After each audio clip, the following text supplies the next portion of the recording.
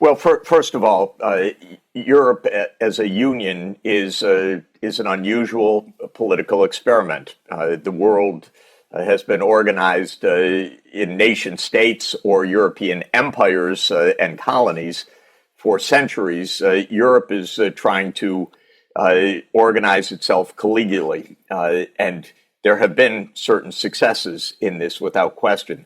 If you look just at one perspective, the quality of life, and by that I mean life expectancy, distribution of income and poverty, ability to have leisure time and so forth, Europe actually has the highest quality of life in the world. Of course, you have to continue to earn it. You have to continue to be able to produce to justify it. But Europe is a great success in terms of quality of life. But in order to manage in our world today, Europe actually does have to be at a scale of Europe on the one side and with its diversity on the other hand. This is a very tricky maneuver to pull off. In other words, the European Union is a real thing, and it's a good thing, in my opinion. On the other hand, Europe is a very diverse continent with a 2,000 years history of internal warfare, by the way. So it's a quite complicated place. My favorite place in the world, I have to say. I'm very much pro-European. But making this work is not easy, and Europe has made some absolutely fundamental mistakes in the last 20 years in particular. Basically, in my view, the most fundamental mistake, ironically, is that it put the capital of Europe and the capital of NATO in the same city, and it completely lost its sense of European perspective. It became really a vassal of the United States. And my country is a very peculiar country. It has delusional aspirations of global hegemony. It's completely ignorant geographically.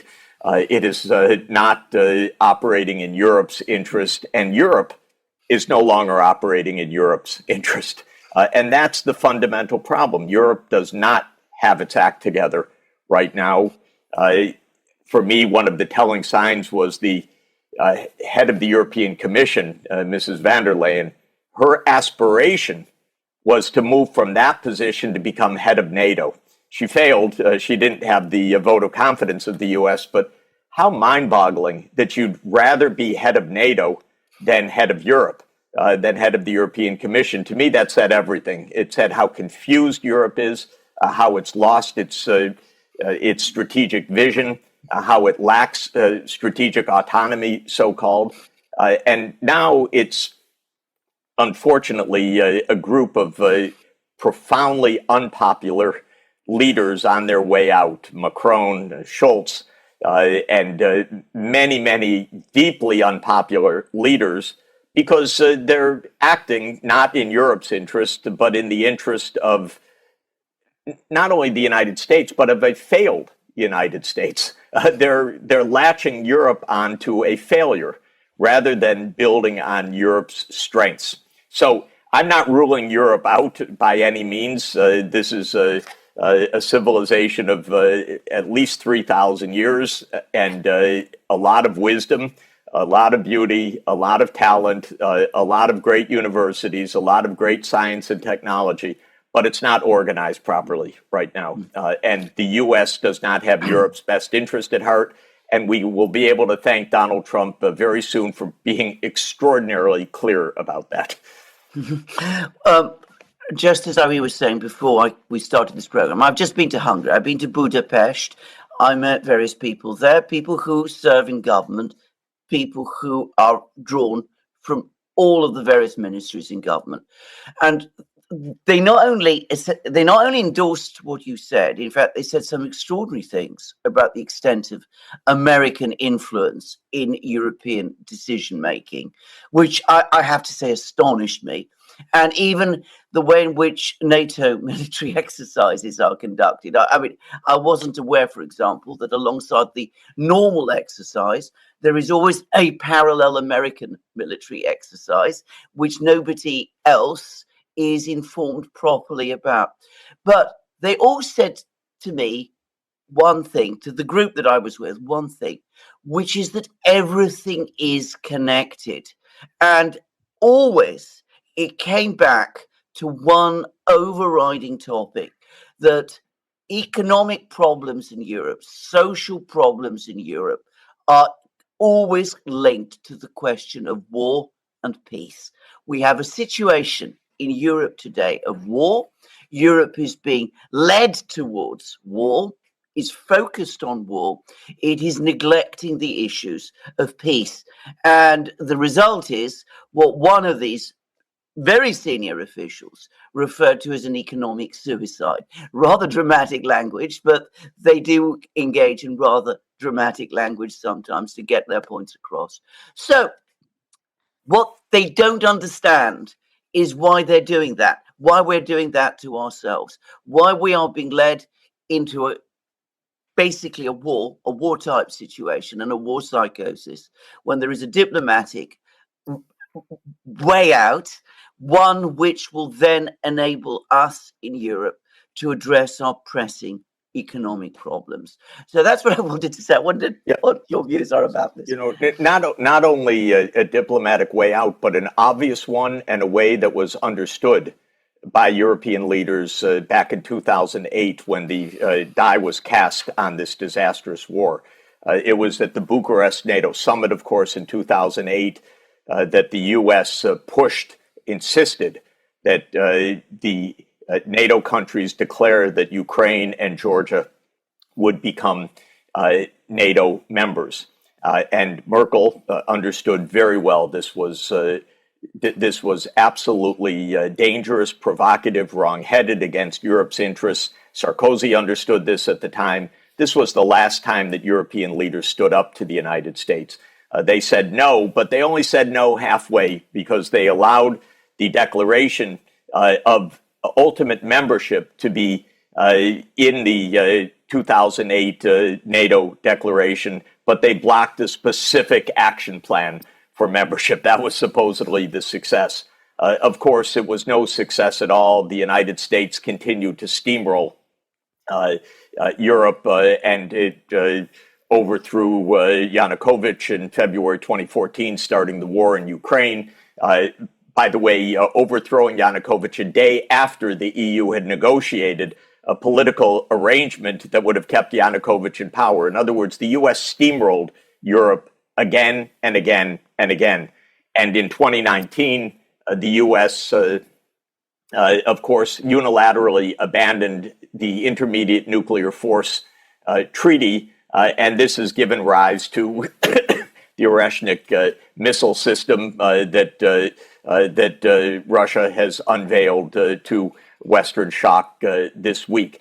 The U.S. has terribly misused Europe for decades because of a profound, explicit miscalculation that was made by U.S. strategists. And you can find this miscalculation in Zbigniew Brzezinski's 1997 book, The Grand Chessboard. He analyzes in one chapter what will happen if the U.S. pushes NATO eastward. And his answer after analysis is Russia will have to succumb. It has no choice. It will never, said Brzezinski, side with China. It will never make an alliance with Iran. It's all there in clear print. This is the U.S. strategy that is played out. It's important for people to understand foreign policy doesn't get made day by day, week by week, month by month. It gets made at decade-long scales. You go in the wrong direction, ultimately you fail. The United States has been in the wrong direction since 1991. It could not accept peace for an answer at the end of the Cold War. It demanded global hegemony. This was delusional, hubristic. It's leading to disaster. But the point is that Europe went along with this, especially after 2008. You know, at the Bucharest summit, I wasn't there, but I heard an earful from European leaders. What is your president doing? It's crazy. Stop this. And then they don't say it publicly at all. And I must say, in my experience in recent years, speaking with leaders across Europe, Viktor Orban, the Prime Minister of Hungary, has absolutely the clearest, deepest understanding of these events of any European leader. The idea that he is somehow shunned in Brussels isn't surprising because he's speaking the truth and he's shunned by the United States. This is what this is about. But in terms of clarity and understanding of the geopolitics and understanding of the game, he is unrivaled, actually. And so what you heard in Budapest is absolutely accurate.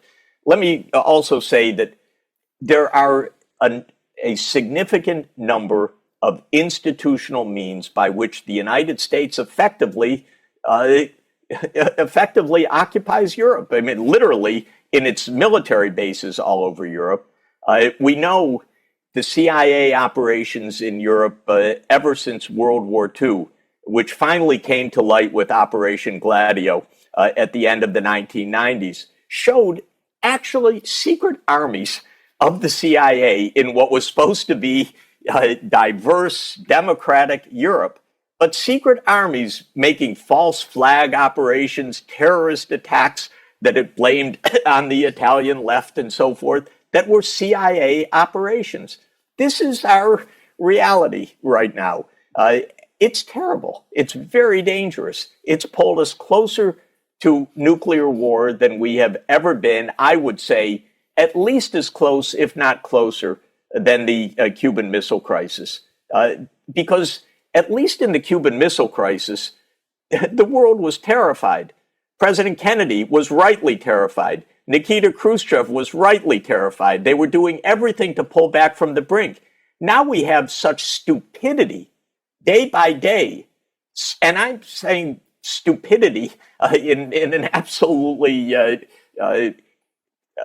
rigorous manner. What European leaders are saying, don't worry about nuclear war. Don't be bluffed. Don't be this. Don't be that. We've never heard such obtuseness in the entire nuclear age. Starmer, Macron, pathetic, absolutely dangerous and pathetic.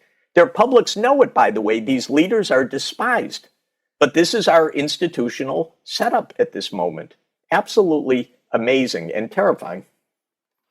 Somewhat glad to hear about your optimism in general about Europe's possibility of, having somewhat resembling of a good future. But I think, but let me say, as an economist, you start out with a kind of list of assets. You look at human capital, you look at physical infrastructure, and so forth. You look at cultural assets. Europe, to my mind, is at the top of the list. So, in other words, it's not that any solution is beyond Europe in terms of physical quantities, resource access, economic know-how. Not at all. But of course, you can squander resources for decades or generations. This is known throughout economic history. And so it's no guarantee. It's just saying that the potential is still all there. But I think a key challenge, as you mentioned, was the assumption all after the Cold War that America was the only game in town. This was the approach they had to Russia as well. Biden even has this speech he makes where effectively he points out that the worst possible deal we give to the Russians is the only deal they have. So along the lines of Brzezinski, so we can continue to push into Eurasia, make Russia less and less relevant. So effectively managing its decline. But this is also something you see. I read a book written by the Hungarian head of the central bank, and he was kind of pointing out the same, that in the 90s, effectively our policy was to do as America says, because America was the only game in town. But now that it's the distribution of power has shifted, America becomes more of a desperate declining empire. Then you diversify. You in order to the extent it serves Hungarians' national interest. But in Europe, I'm not sure What's the root of the problem? Because I know Europe kind of rested after the Cold War on these two pillars of stability, that is NATO and EU. Ideally you would have a third leg to stand on, which would be some pan-European security architecture with the Russians. But we never got to this, obviously. But we got close, Glenn, of course, with OSCE, with the Organization of Security and Cooperation in Europe. It was exactly in the direction of a pan-European, security arrangement. And it was on its way. Of course, the United States hated it and broke it because it was not NATO. It was European. It was in the vision of Gorbachev and Yeltsin, both of whom I knew personally and advised, who wanted a common European home. As an economist, I would say my first rule, my lemma, my basic theorem for any country is be nice to your neighbors, trade with your neighbors. That means that Europe and Russia should be an integrated economic space. This is obvious. This is also one of the points that the United States deep state always resisted. Don't let Germany and Russia get too close to each other. It makes us irrelevant. It makes them quite powerful. So it's actually a resistance. It's a divide and conquer rather than an economic development perspective. My perspective is economic development. I want people to be prosperous all over the world. It is the least, my mindset is the least divide and conquer. I can't stand that idea because everything about real economics is win-win, not win-lose. It's the larger the trading area, the larger the space, the larger the market, the scope of the market, the more innovation, the more economic advance, and so forth. So Europe should trade with Russia. Europe should trade with China. These are the two opposites of what the United States is pushing Europe. The United States is pushing Europe, obviously, to break completely with Russia, indeed to go to war with Russia. And second, to break with China. This is mind-boggling. It's so obvious that Europe's vocation is to trade with China and build the Eurasian system and build the Eurasian infrastructure. Europe has what they call the Global Gateway Program, which is supposed European investments, European Investment Bank and others, to finance infrastructure in Europe's neighborhood, if you will. China has the Belt and Road Initiative, a wonderful initiative to finance 21st century infrastructure, fast rail, renewable energy, 5G, across Eurasia. My proposition is very basic. Europe should invest from west to east. China should invest from east to west.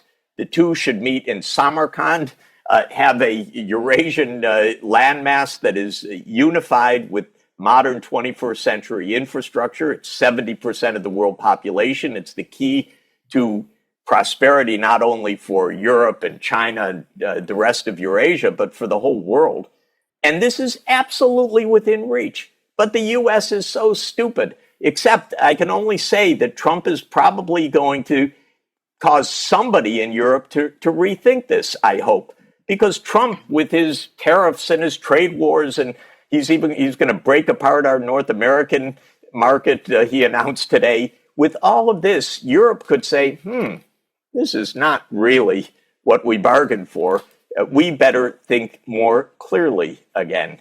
And if so, you patch up with Russia. It's not impossible. This is one of the lessons that I learned from President John F. Kennedy's writings and speeches over listening to them and thinking about them and writing about them over decades, when he says, we must remember there are no such thing as permanent enemies.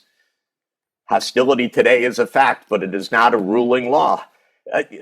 Europe needs to rethink. By the way, one of the problems in Europe, absolutely, I had a little hand in it indirectly.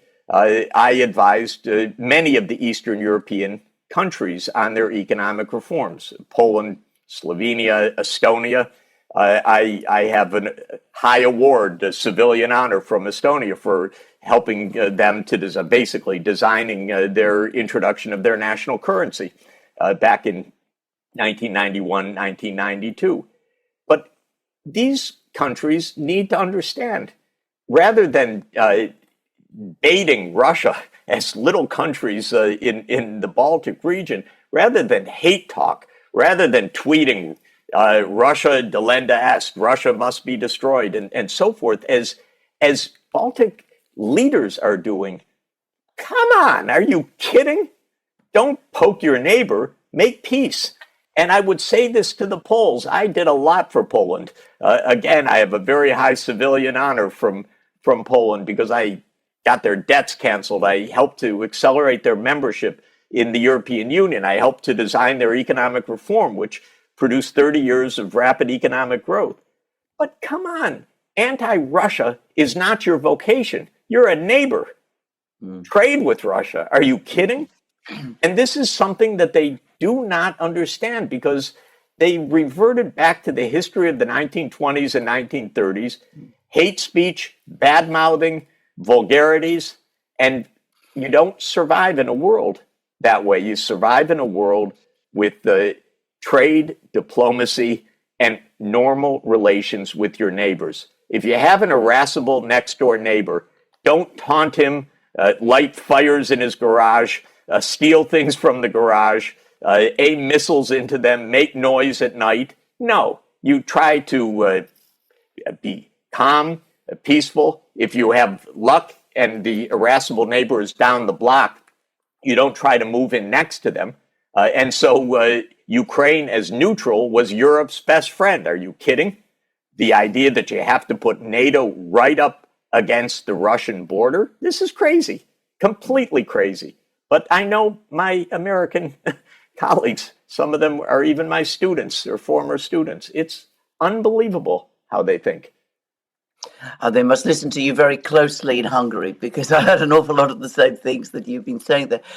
One of the points that they made was that they are Europeans. They are committed Europeans. There's no talk about leaving the European Union in Hungary, by the way. They think that Brexit was a terrible mistake that the British did to themselves. But they also believe that Europe's destiny, Europe's vocation should be to be open to the world. And Hungary, for example, has gone out of its way to develop good economic trading links with China. They have attracted a lot of investment from China.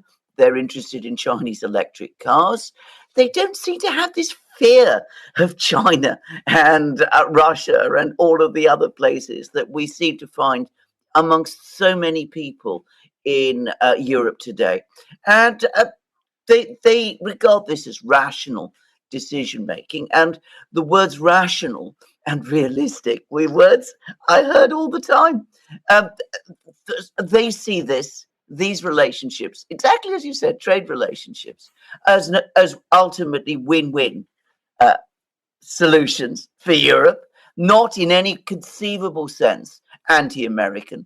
They like the United States. They reminded me many times that they fought the Russians 6 times. So they have plenty of history with the Russians too. They're not predisposed to be Russian allies or anything of that kind. So they don't understand. That was the major takeaway I got. They don't understand why Europeans cannot see this. It is so obvious to them. They look at the map. They understand the map. They understand their history. They have a realistic vision of their history of 1,000 years of Magyar civilization on the Danube, and they're calculating properly. They want to trade with their neighbors. They have a vision that Hungary is going to prosper with connectivity, is how they put it. Connectivity of East and West, connectivity with the Middle East, connectivity with Turkey, with which they had quite a long and difficult relationship, and connectivity with China. It all makes good economic sense. The irony of all of this is that we are in a period of course, the most remarkable technological advances in history, where solutions that seemed impossible just years ago are staring us in the face, whether it's quality of education or healthcare or clean energy or fast transport. Because of the AI revolution, so many things can be done. And what are the European leaders talking about? Preparing for war. It's completely crazy. Again, Trump is going to usher in a period of confusion, I'm sorry to say, because if you look at the people that he's picked, some are good friends of mine and very wise and understand we need peace in Ukraine, and I'm counting on that. I think that is likely, and that's excellent, and I think that's likely to come. But there's a lot of confusion as well. Utter protectionists, very bad economics, some real mixed up ideas as well. So there's going to be a period of confusion no matter what. This is the need and time for Europe to rethink, and to rethink quietly without beating these war drums, to rethink sensibly, to understand China for what it is, which is an enormously successful, great civilization that after a harrowing history from 1839, the first year of the first Opium War, until 1949 was abused and invaded repeatedly by the West and by Japan, and has found its footing, especially after 1980, and become one of the great powers of the world, but not a threat to anybody. Just a country that knows its historic place in the world and aims to have that role peacefully, cooperatively, and globally in the 21st century. This is a great opportunity for us, not a threat. It's all misunderstood. I've gone to China probably hundreds of times in the last 43 years. It is absolutely being treated with the same utter naivete and simplicity by U.S. Analysts of all of the stupidities that took place vis-a-vis Russia, and it's extremely dangerous. So I say, again, Europe needs to use this moment to think hard. And by the way, Europe can have some wonderful diplomacy. The world loves to come to visit Europe. It is the touristic destination #1 in the world, I think for good reason. And it is a cultural capital. It is prized throughout the world. Just as a tiny example, Biden, when he was still compos mentis, I think, summoned Prime Minister Maloney to Washington to dress Italy down for being part of the Belt and Road Initiative. And rather pathetically, she returned to Rome straight from Washington and announced that Italy would pull out of the Belt and Road Initiative. First, it could not be cruder. Who's the boss? Who's on the carpet? And who's calling the shots? It was pathetic. I couldn't even imagine a sovereign country doing that, even a tiny sovereign country, much less Italy with its history 10 times longer than the United States. Okay, put that aside. China loves Italian goods. China loves Italian fashions. China loves Italian cuisine. China loves tourism in Italy. Italy's going to break all of that because Joe Biden says to get out of the Belt and Road Initiative. Are you kidding? So this is why I'm not completely pessimistic, because what Europe has been doing is so stupid, so naive, so wrong-headed, so self-destructive that sometimes you can rethink. And it hasn't brought applause to the public. These leaders are the least popular leaders in the whole world. The public knows. Look at the elections that just took place in Romania. Once again, the candidate that calls for peace with Russia comes out in first place. The people are much smarter because they're not called to the carpet in Washington. They're just looking out for their own interests. And that's what Europe ought to do.